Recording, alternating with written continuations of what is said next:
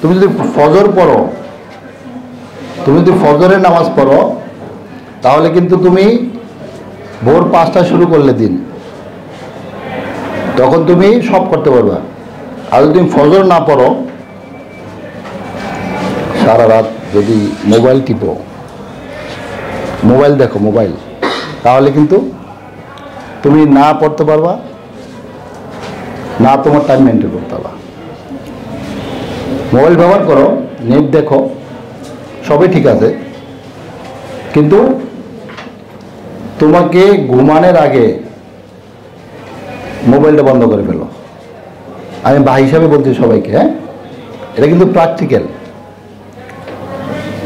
এবং সবাই চ্যালেঞ্জ নাও, চ্যালেঞ্জ নাও, এটা কিন্তু চ্যালেঞ্জ যে আমি মোবাইল দেখবো না। আমার মনে হয় সবার মোবাইল আছে, তাই না? তাই নাকি? আমার কলেজে অ্যালাউড না। না না, এখানে না, বাইরে এলাও। মোবাইল নাই তোমাদের? ওয়াও, বলো কি, ভেরি গুড। তাহলে তোমাদের কোনো টেনশনই নেই।